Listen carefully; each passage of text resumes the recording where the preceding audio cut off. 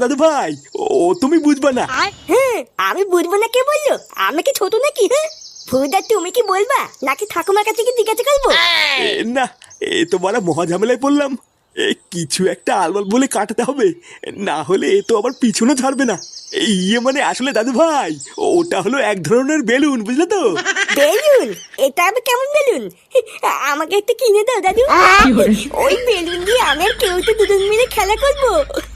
না না, ওই বেলুন তোমাদের জন্য নয় দাদু ভাই, ওটা হলো বড়দের বেলুন। বড়রা ওই বেলুন নিয়ে খেলা করে। নে বলা বড়দের বেলুন?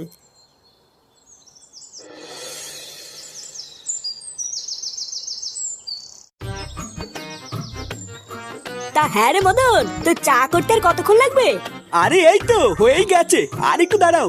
এই জন্যই তোর দোকানে বেশি খরিদ্দার হয় না, বুঝলি? এক চা করতে যদি 1 ঘন্টা লাগাস তাহলে খরিদ্দার কি বসে বসে আঙুল চুষবে নাকি?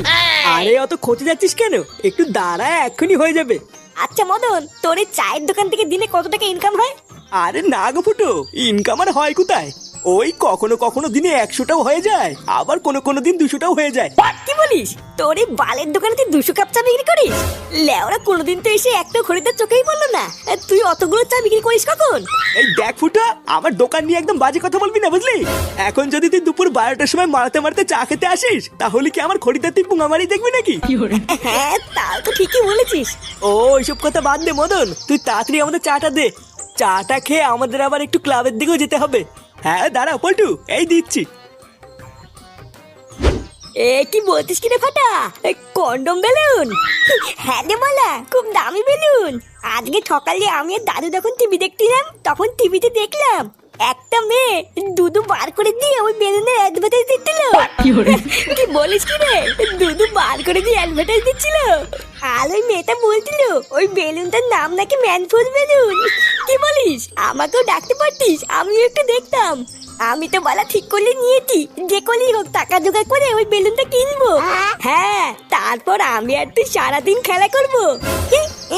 শুন না, আমি টাকা জোগাড় করে গায়ে ফাটিয়ে বেলুনটা কিনে আনবো, আর তুমি খেলা করবে, তাই না? আর পালা, তুই যদি বেলুন কেনার জন্য টাকা দিস তাহলে খেলতে দিব, না হলে দিব না। এইসব তুই কি বলছিস ফাটা?